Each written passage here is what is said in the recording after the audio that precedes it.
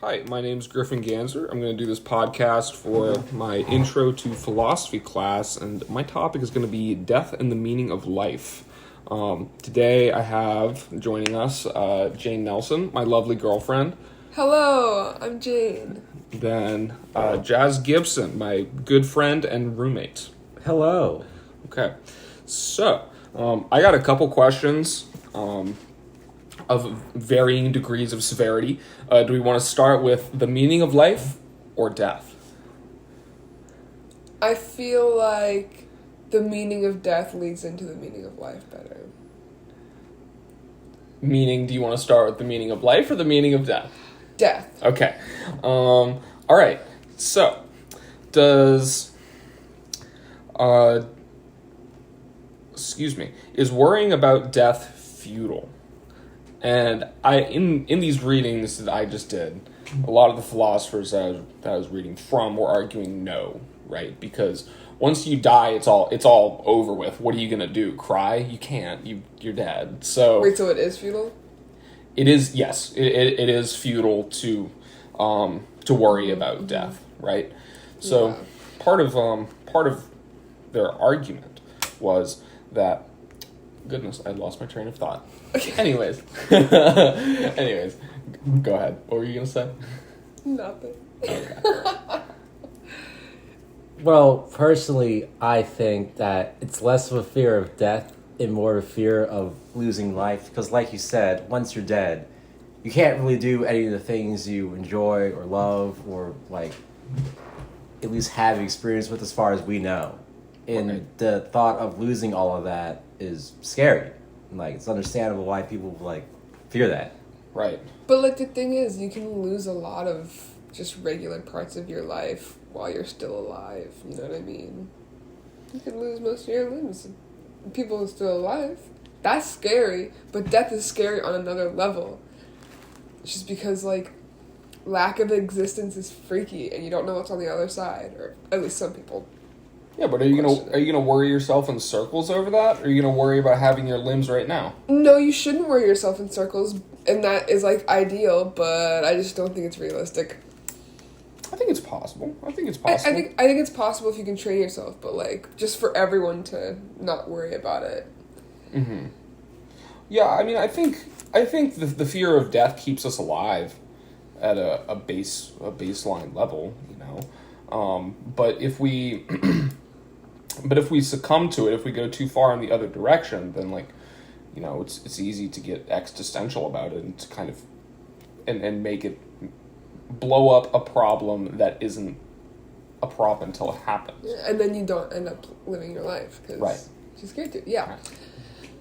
I mean, you did bring up a good point. You know, eventually, like, our body stops working as we want it, or just, like, being functional.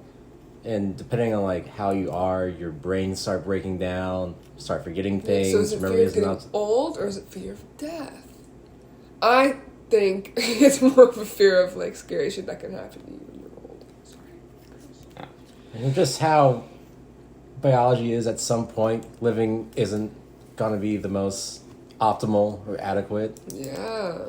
That'd be easier to be accepting of death at that point.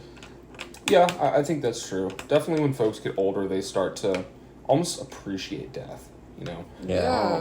And so, I mean, I know it's not common, but I definitely know cases of, like assisted suicide, and not even like a bad way, just like, I'm ready to go. Yeah. I feel like choosing this. Bye. Yeah, and so in that regard, death could be viewed as a good thing, right? Mm-hmm. Because it's arguably this is really macabre to say, but a way out. You know, if someone's terminally ill and that too, yeah. and that's known, then maybe it's not worth it for their mental health or their physical capacity. I'm just talking about people who, like, don't even have a problem with it. They're just, like, at the end, and they're ready to be done. Not even, like, in a bad way. They're just, like, just over it. Yeah. Oh. I mean, a lot of times when people get news that, like, they have a terminal illness or they have, like, a certain amount of time to live, they usually focus more on, like, living and enjoying themselves until the end rather than just worry themselves over it the entire time. Right, right. Yeah, well, so that kind of actually brings us to one of the next questions. Is uh,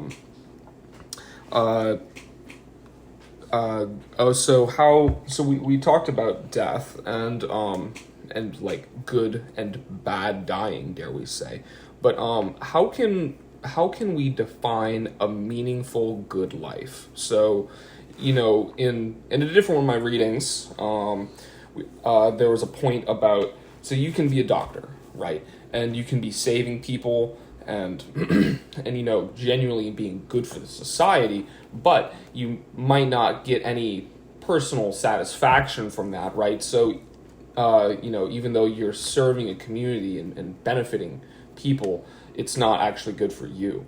And it can go the other way as well. So you could, let's say you are I don't know, chocolate taster, a professional chocolatier, if you will. And, you get a lot of satisfaction from that, but you're not really progressing anything or helping anyone, right?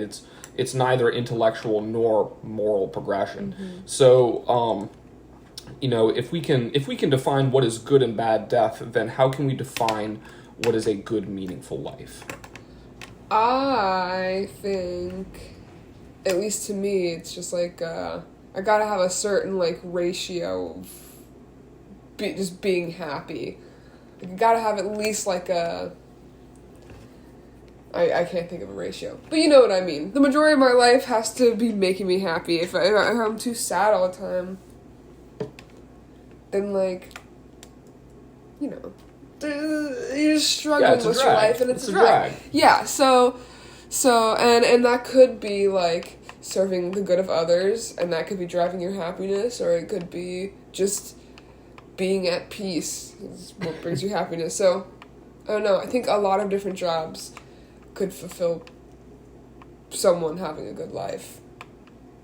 Not black and white, you know what I'm saying? Yeah, I mean, absolutely. So one thing that this put it there, one thing that this writer talked about is looking at life as a series of projects, and which is funny because I absolutely view life like that. Everything is just a never-ending project, and so let's say, I'm trying to think of an example here. Let's say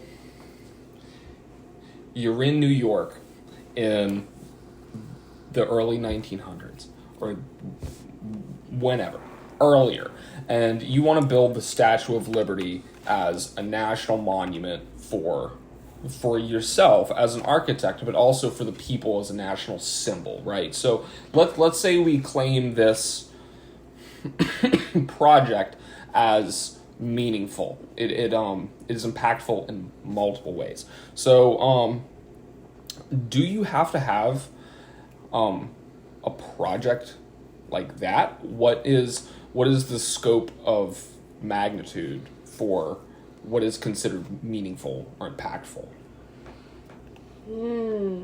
Like, you can only leave that up to the individual. Like, at least with, like, having a meaning or feeling like you have a purpose, you can't really decide that for, like, a different person, or, like, can't really judge whether or not what their meaning is good or valid, in a way that just isn't based on your own biases. Mm-hmm. Like you said, like the chocolatier, you can find another example of, like, art. People don't really think artists are, like, a necessary thing, like, really. But they definitely increase the standard of life, though. Like, and they record history a lot of times. That's true too. It's true. I'm sorry, Jazz. Did I cut you off? Oh no. Just so, like people find meaning in a lot of different things. Yeah. It's kind of hard to, like, judge that if you're just going, like, a case-by-case level. Yeah, I agree. I think it kind of goes back to, like, what specifically makes you happy and what project would make you feel the most fulfilled. If that is picking up trash all day, if that is getting to the top of a speedrun leaderboard in a video game, and not, and like that is going to be doing nothing but also like affecting other people in the speedrun world, and like Yeah, but what about the people that don't give a shit about the speedrun? Like I can't even spell speedrun. Like, how am I supposed to care about that? Well, you don't have to care about it, but for that individual and all those affected, it is most likely increasing their quality of life in the moment. I suppose. This is true. I guess when I think about this kind of thing, I think of it on a much grander scale. And so like I guess I was trying to give like minute examples, but yeah, sure. Interesting. Okay. Let's see. We're actually close to out of time here, but one more thing. So, does life have meaning if we're just gonna croak anyways? So if we're, one day we will die, and it'll be lights out, and there will be no more. So, does it actually mean anything for us to be worrying about the present? I think so. But mostly, I mean, there's like a small percent of the population that like don't have feelings and don't care. So it doesn't affect them. But I think everyone is going to have someone younger in their life. Most people have someone in their life that they really care about and want to like have a good future to live in, if that makes sense, you know what I mean? So like, I don't know. I think that definitely can have a big impact on someone, like worrying about others' future happiness as well as your own. But I mean, let's look at this like selfishly though, right? And so in an isolated world where you get to pick and choose whatever you want to do independently of other people, like imagine everyone will back up your feelings no matter what you do, right? And so that could be if you ignore other people, that could be if you engage with them, if you make their life... If everything is perfect, then there's no purpose or no meaning. I'm not saying everything's perfect. I'm just saying everyone will back up how you feel. So, okay. If you're just gonna die anyways, and you don't necessarily have to care about other people, then do we still have meaning? Yes. I still support this. This is an age-old vampire question. Vampires don't have feelings because morality isn't a problem for them. Like, wanting to do well and having a timer on that, it kind of lights a fire up on your ass, And just having feelings and wanting to be happy, I think. The way I see it is that I'm not dead. I'm not dying. Death, as far as I know, isn't some, like looming, near future thing for me. It's kind of like with the future, you can't really worry about it because you don't know what's going to happen. You're not currently experiencing it. It's not immediately affecting you in the moment. So I see death kind of a similar way. It's like, I don't have meaning because I'll die. Well, also say, what if something just bad happens in the future? Maybe not necessarily die. Things could go wrong or life could upend itself in some way. I don't think it necessarily means all of the time before that was meaningless because it has an end. Yeah. I think that's a really positive way to look at it. I think that's a good way to look at it, is don't worry about it. It's not your problem right now. Yeah. Or vampires. Or vampires, whichever way you want to go. But, well, thank you all so much for joining me on this podcast. It was actually a lot of fun talking about vampires and the meaning of life. Yeah. But, okay. All right. Thank you so much for tuning in, and hope you enjoy.